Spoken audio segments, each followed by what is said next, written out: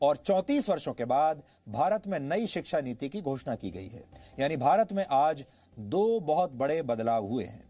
इसलिए रफाल के बाद अब हम नई शिक्षा नीति की बात करेंगे। कहते हैं जब किसी देश में कोई बड़ा बदलाव करना हो तो सबसे पहले उसकी शिक्षा नीति को बदलना चाहिए, और आज इसकी शुरुआत हो गई है। भारत सरकार के मानव संसाधन विकास मंत्रालय ने आज इस नई शिक्षा नीति की घोषणा की है। इसलिए आज हम आप सबको बताएंगे कि इससे देश के तमाम छात्रों, उनके परिवार और उनके माता पिता के जीवन में अब क्या क्या बदलाव आने वाले हैं। अगर आप छात्र हैं या किसी छात्र के माता पिता हैं तो आपको ये सारी जानकारियां बहुत ध्यान से सुननी चाहिए, और अगर आप चाहें तो नोट भी कर सकते हैं। तो अब आपको बड़े बड़े बदलाव बताते हैं। अब तक भारत की स्कूली शिक्षा व्यवस्था 10+2 के फॉर्मेट पर चलती थी, लेकिन अब इसे 5+3+3+4 के फॉर्मेट में बदल दिया गया है। इसके तहत स्कूल के पहले 5 वर्षों की पढ़ाई फाउंडेशन स्टेज मानी जाएगी, यानी इस दौरान छात्रों के लिए मजबूत नींव तैयार की जाएगी। इसका करिकुलम NCERT द्वारा तैयार किया जाएगा और इसमें प्री प्राइमरी के 3 वर्ष और पहली और दूसरी कक्षा का एक वर्ष शामिल होगा, यानी प्री प्राइमरी के 3 साल और फिर पहली और दूसरी कक्षा के 2 साल। इसके तहत बच्चों को खेल कूद और अलग अलग गतिविधियों के जरिए पढ़ाई कराई जाएगी, यानी इन कक्षाओं के छात्रों के लिए किताबों का बोझ अब पहले जितना नहीं होगा। इसलिए हम कहेंगे कि जो छोटे बच्चे अब स्कूलों में जाएंगे और अपने शिक्षा की यात्रा को आरंभ करेंगे, वो बहुत किस्मत वाले होंगे। इसके बाद अगले 3 साल यानी तीसरी कक्षा से 5वीं कक्षा तक की पढ़ाई के दौरान छात्रों को भविष्य के लिए तैयार किया जाएगा। इसके तहत छात्रों का परिचय विज्ञान, गणित, कला, सामाजिक विज्ञान और ह्यूमैनिटीज जैसे विषयों से करवाया जाएगा। इसके अगले 3 साल मिडिल स्टेज माने जाएंगे और इसमें कक्षा 6 से लेकर कक्षा 8 तक के छात्र शामिल होंगे। इस स्टेज में छात्रों को तय पाठ्यक्रम के मुताबिक पढ़ाया जाएगा और इसके बाद 9वीं से 12वीं कक्षा तक इस फॉर्मेट की 4 वर्षों वाली आखिरी स्टेज होगी। ये 4 साल की स्टेज होगी। इसमें छात्रों में किसी विषय के प्रति गहरी समझ पैदा की जाएगी, उनकी विश्लेषण क्षमता को बढ़ाया जाएगा और उन्हें जीवन में बड़े लक्ष्य निर्धारित करने के लिए प्रेरित किया जाएगा। लेकिन सबसे महत्वपूर्ण बात यह है कि अब स्कूलों में पहले जैसा स्ट्रीम सिस्टम नहीं होगा। इसका मतलब यह है, यानी अगर आर्ट्स का कोई छात्र फिजिक्स की पढ़ाई करना चाहता है तो अब वो ऐसा कर पाएगा, और अगर अकाउंट्स का कोई छात्र, कॉमर्स का कोई छात्र इतिहास की पढ़ाई करना चाहता है तो वो भी ऐसा कर सकता है। लेकिन संभव है कि इसके लिए अलग अलग विषयों का एक पूल तैयार किया जाएगा और आपको उस पूल से ही अपनी पसंद के विषयों का चुनाव करना होगा। यानी अगर विज्ञान के छात्र को इतिहास में दिलचस्पी है और उसके पूल में ये दोनों विषय शामिल हैं, तब ही छात्र इनकी पढ़ाई एक साथ कर सकता है। हालांकि अभी इस पर पूरा स्पष्टीकरण आना बाकी है, लेकिन पहले की जो व्यवस्था होती थी, हमारे यहाँ 3 स्ट्रीम्स मानी जाती थी, या तो आप साइंस लेते थे या कॉमर्स लेते थे या आर्ट्स यानी ह्यूमैनिटीज लेते थे। और अगर आपने ह्यूमैनिटीज लिया है तो आप साइंस नहीं पढ़ सकते, अगर आपने कॉमर्स लिया है तो भी आप शायद साइंस नहीं पढ़ सकते, साइंस लिया है तो ह्यूमैनिटीज नहीं पढ़ सकते। ऐसी चीजें पहले हुआ करती थी अभी तक, लेकिन अब ये सब बदल जाएगा। अब आप फिजिक्स भी पढ़ सकते हैं, कॉमर्स भी पढ़ सकते हैं, अकाउंट्स पढ़ सकते हैं, एक साथ इतिहास भी पढ़ सकते हैं और फिजिक्स की पढ़ाई भी कर सकते हैं। दूसरी महत्वपूर्ण बात यह है कि 5वीं कक्षा तक की पढ़ाई अब मातृभाषा, स्थानीय भाषा और आपकी राष्ट्रभाषा में ही होगी। यानी अंग्रेजी में पढ़ाई की अनिवार्यता समाप्त नहीं होगी। माफ कीजिएगा, अनिवार्यता समाप्त हो जाएगी। अब अंग्रेजी में पढ़ाई की अनिवार्यता नहीं रहेगी। ये एक बहुत बड़ा बदलाव है। आप अपनी राष्ट्रभाषा में या अपनी लोकल भाषा में पढ़ाई कर पाएंगे। उदाहरण के लिए अगर आप 5वीं कक्षा तक अपने बच्चे को मराठी, संस्कृत या गुजराती भाषा में पढ़ाना चाहते हैं तो अब आप ऐसा कर पाएंगे और अंग्रेजी सिर्फ एक विषय के तौर पर आपको पढ़ाई जाएगी। यानी स्कूलों का जबरदस्ती अंग्रेजीकरण का दौर अब समाप्त हो जाएगा। 6ठी कक्षा में पहुंचने के बाद छात्रों को कंप्यूटर कोडिंग सीखने का मौका मिलेगा। यानी अब भारत के छात्र चीन जैसे देशों की तर्ज पर छोटी उम्र में ही सॉफ्टवेयर और मोबाइल फोन एप्लीकेशंस बनाने की तकनीक सीख पाएंगे और 6ठी कक्षा से ही छात्रों को इंटर्नशिप का भी मौका मिलेगा। यानी अगर किसी छात्र की किसी खास विषय में रुचि है और वो उसकी प्रैक्टिकल नॉलेज हासिल करना चाहता है तो वो इस विषय से जुड़ी इंटर्नशिप कहीं भी कर सकता है। उदाहरण के लिए अगर आपका बच्चा पेंटिंग करने का शौक रखता है तो वो किसी पेंटर के पास अब इंटर्नशिप के लिए जा सकता है। अगर आपके बच्चे को सॉफ्टवेयर में इंटरेस्ट है तो वो किसी सॉफ्टवेयर कंपनी में अब अपने स्कूल के दौरान ही इंटर्नशिप कर सकता है। 9वीं कक्षा से 12वीं कक्षा तक की परीक्षाएं अब सेमेस्टर के आधार पर होंगी। एक साल में 2 सेमेस्टर होंगे और हर 6 महीने पर एक परीक्षा होगी और दोनों सेमेस्टर्स के अंकों को जोड़कर आपकी फाइनल मार्कशीट तैयार की जाएगी। यानी अब एक छात्र के तौर पर आपको पूरे साल पढ़ाई करनी होगी और आप ये कहकर बच नहीं सकेंगे कि आप सिर्फ फाइनल एग्जाम्स की तैयारी करना चाहते हैं। इससे पहले आपने देखा होगा बहुत सारे छात्र ऐसे होते हैं जो साल के सिर्फ आखिर में कुछ समय तक पढ़ते हैं, 1-2 महीने पढ़ाई कर लेते हैं और फिर उसके आधार पर वो फाइनल जो परीक्षा होती है उसमें बैठते हैं और उनमें से बहुत सारे लोग अच्छे नंबर ले भी आते हैं। लेकिन ये वो लोग होते हैं जिन्होंने पूरे साल पढ़ाई नहीं की। अब आपको पूरे साल पढ़ाई करनी पड़ेगी। इसके अलावा बोर्ड की परीक्षाओं को आसान बनाया जाएगा और इसमें छात्रों की क्षमता पर ज्यादा ध्यान दिया जाएगा। रटने की क्षमता नहीं, समझने की क्षमता पर ध्यान दिया जाएगा।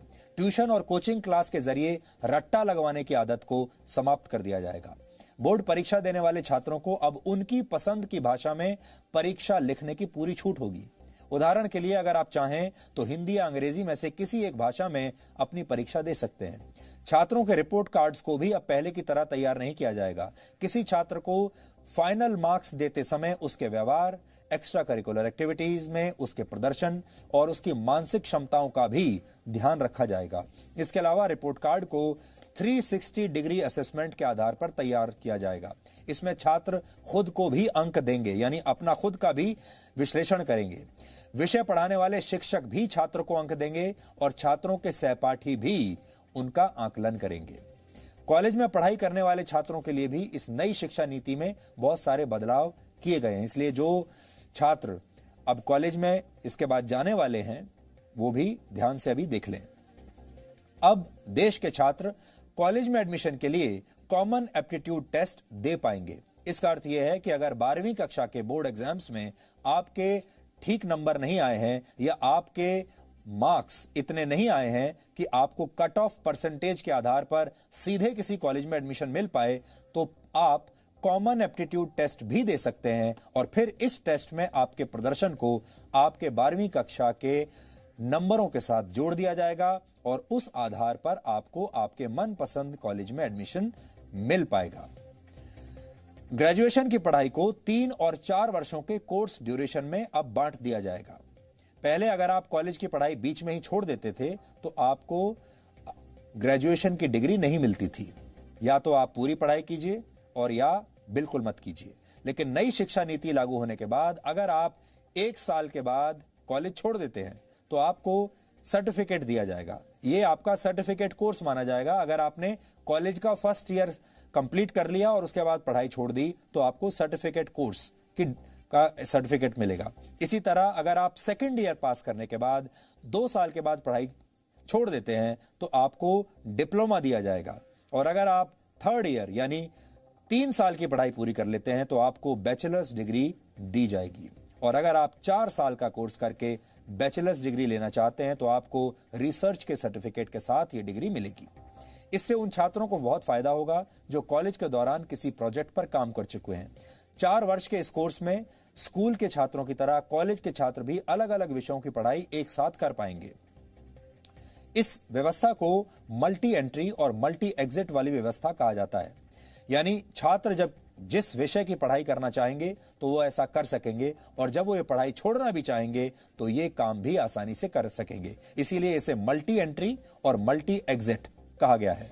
आप जब चाहे एंट्री ले सकते हैं और एग्जिट भी कर सकते हैं जब चाहें। इसके अलावा एक एकेडमिक बैंक ऑफ क्रेडिट बनाया जाएगा। इसके तहत अगर आप एक से ज्यादा कोर्स एक साथ करना चाहते हैं तो आप ऐसा कर पाएंगे और जिस कोर्स को आप जहां तक कंप्लीट करेंगे उसके अंक इस क्रेडिट बैंक में जमा हो जाएंगे और फिर जब आप फाइनल डिग्री के लिए कोई कोर्स करेंगे तो उस क्रेडिट को इसमें जोड़ दिया जाएगा। यह पूरी व्यवस्था पूरी तरह से डिजिटल होगी, ऑनलाइन होगी।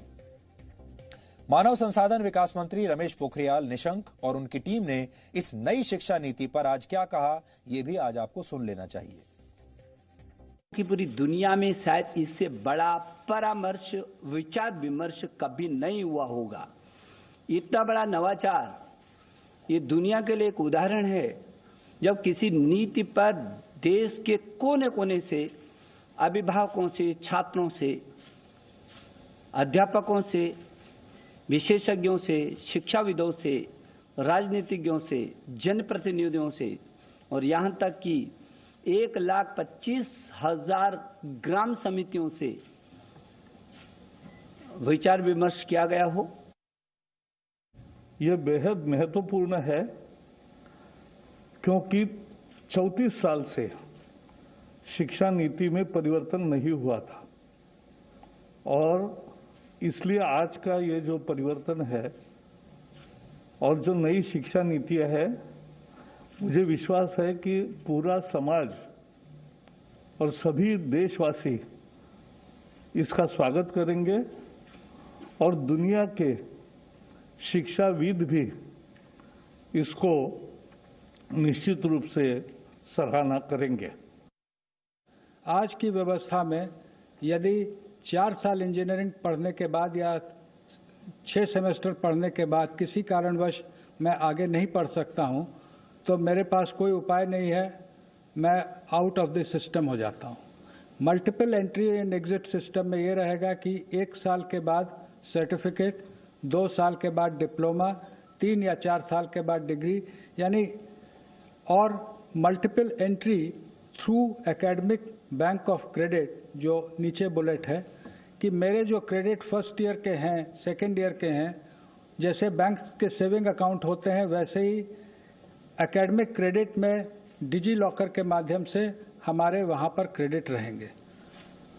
सो that in the third year if I want to take a sabbatical for a year or I want to take a break for any reason, family condition or otherwise for some time, and I return after a fixed period, within a fixed period of which will be prescribed by the new Higher Education Commission, if I come back to the education system, I will not be asked to repeat the first and second year. My credits are already there in the academic credit bank. I will utilize those credits for my further education. आप सब जानते हैं कि अभी 10+2 structure है, जिसमें जो पहले 10 वर्ष हैं उनका एक तरह से फेज वाइज करिकुलम होता है। फिर सडनली जब आप सेकेंडरी में जाते हैं, +2 में जाते हैं, तो सब्जेक्ट जो है स्पेशलाइजेशन होने लगती है। यहाँ पर जो हम सिस्टम लेकर के आए हैं वो 15 वर्ष का जो आप देख रहे हैं 5+3+3+4, उसमें 3 वर्ष तो पूर्व प्राथमिक हैं। उसी तरह जो +4 लिखा है वो 9th to 12th है। इसमें भी जैसा कि सर कह रहे थे, जैसा हायर एजुकेशन में है, कोई स्ट्रीम्स नहीं है, मल्टी डिसिप्लिनरी होगा। अगर बच्चा फिजिक्स के साथ, जैसा सर ने कहा, फैशन स्टडीज लेना चाहे, बेकरी कन्फेक्शनरी कुछ पढ़ना चाहे केमिस्ट्री के साथ, इट विल बी परमिटेड। एक महत्वपूर्ण बात यह भी है कि अब स्कूलों और उच्च शिक्षा संस्थानों में संस्कृत भाषा को भी बढ़ावा दिया जाएगा। संस्कृत के विश्वविद्यालयों में अलग अलग विषयों की पढ़ाई संस्कृत में कराई जाएगी। स्कूल और कॉलेज में भी संस्कृत की पढ़ाई पर जोर दिया जाएगा। IITs की शिक्षा व्यवस्था को भी पहले से ज्यादा समग्र बनाया जाएगा और अब इन उच्च शिक्षा संस्थानों में आर्ट्स और ह्यूमैनिटीज के विषय भी पढ़ाए जाएंगे। इससे आर्ट्स और ह्यूमैनिटीज के छात्र विज्ञान की जानकारियों का इस्तेमाल दूसरे क्षेत्रों में अपनी स्किल्स को बेहतर करने के लिए कर पाएंगे। कुल मिलाकर अब देश की शिक्षा व्यवस्था ऐसी होगी कि छात्र व्यावहारिक ज्ञान हासिल करके देश के लिए बड़े बड़े आविष्कार कर पाएंगे। संगीत, कला और साहित्य को देश के हर कॉलेज में पढ़ाया जाएगा और अब उन पेरेंट्स को और छात्रों के लिए भी एक महत्वपूर्ण जानकारी है जो स्कूल और कॉलेज की फीस को लेकर हमेशा चिंतित रहते हैं। इसके तहत नए नियम निर्धारित किए जाएंगे और स्कूल और कॉलेज एक निश्चित फीस से ज्यादा पैसा आपसे नहीं ले पाएंगे। अब आप ये सोच रहे होंगे कि नई शिक्षा व्यवस्था, ये नई नीति लागू कब से होगी? तो यहां आपको बता दें कि इसके लिए जो बिल तैयार किया गया है उसका नाम है नेशनल हायर एजुकेशन बिल। इस बिल को फिलहाल कैबिनेट ने मंजूरी दे दी है और अब इसे संसद में पेश किया जाएगा और इसके बाद ये कानून की शक्ल ले लेगा और फिर राज्य सरकारों को भी इस पर कानून बनाकर अपने अपने राज्यों में इसे लागू करना होगा। इसी शिक्षा नीति की घोषणा के साथ मानव संसाधन विकास मंत्रालय का नाम भी अब बदल दिया जाएगा और अब इसका नाम हो जाएगा शिक्षा मंत्रालय, जो कि बहुत सरल है और ये काम बहुत पहले कर देना चाहिए था। नई शिक्षा नीति को तैयार करने के लिए 2 लाख से ज्यादा लोगों की राय ली गई और इसी के बाद इस नई शिक्षा नीति की घोषणा की गई है। यह शिक्षा नीति वर्ष 2021 और 2022 के एकेडमिक सेशन तक लागू हो जाएगी। यानी आपका जो अगला एकेडमिक सेशन होगा जो 2021 में शुरू होगा वो इस नई शिक्षा नीति के साथ नए नियमों के साथ लागू होगा। इस नीति की घोषणा आज शाम को ही हुई है, इसलिए हमारी टीम अब भी इसका विश्लेषण कर रही है क्योंकि ये जो पूरी शिक्षा नीति है इसे पढ़ने में अभी और बहुत समय लगेगा। इसकी बहुत सारी क्वेरीज हैं, हमारे मन में भी इसे लेकर बहुत सारे सवाल हैं, इसलिए हमारी जो टीम है, हमारे रिपोर्टर्स की टीम, हमारा न्यूज रूम और हमारे जो रिसर्च करने वाली जो टीम है वो लगातार इसे पढ़ रही है, इसका विश्लेषण कर रही है। बहुत सारी बातें ऐसी हैं जिनमें हम भी सरकार से और सवाल करना चाहते हैं, इसलिए हम धीरे धीरे इसका विश्लेषण करते रहेंगे अलग अलग पार्ट्स में, अलग अलग फेजेस में, और वो विश्लेषण हम आप तक पहुंचाते रहेंगे। और हो सकता है कि अभी इसकी कई बातों पर सरकार की तरफ से आगे आने वाले समय में और भी स्पष्टीकरण आए और जैसे ही कोई नई बात या इसमें कोई नया सुधार या कोई अपडेट हमारे पास आएगा हम उसकी जानकारी भी आपको जरूर देंगे, क्योंकि ये देश का भविष्य बदलने वाली खबर है, इसलिए हम इस खबर का लगातार फॉलो अप करते रहेंगे। वैसे तो आपने देखा होगा हमारे देश का जो मीडिया है वो अलग अलग खबरों में व्यस्त रहता है, लेकिन हमें ये लगा कि आज की जो सबसे महत्वपूर्ण खबर है वो यही है, क्योंकि ये खबर सीधे आपके बच्चों के जिंदगी पर, उनके जीवन पर असर डालेगी और आपके बच्चों के जीवन पर अगर असर डालेगी तो आपके जीवन पर तो असर जरूर ही डालेगी। इसलिए इस खबर से हर परिवार जुड़ा हुआ है। आप भी इस नई शिक्षा नीति को अच्छे से पढ़ लीजिए, समझ लीजिए। अगर आपको कोई बात समझ में नहीं आ रही है तो आप हमें लिख सकते हैं, हम सरकार से बात करके आपके मन में अगर कोई शंका है तो उसे दूर करने की आगे भी कोशिश करेंगे। Presenting B News app available on Google Play and App Store. Download it now.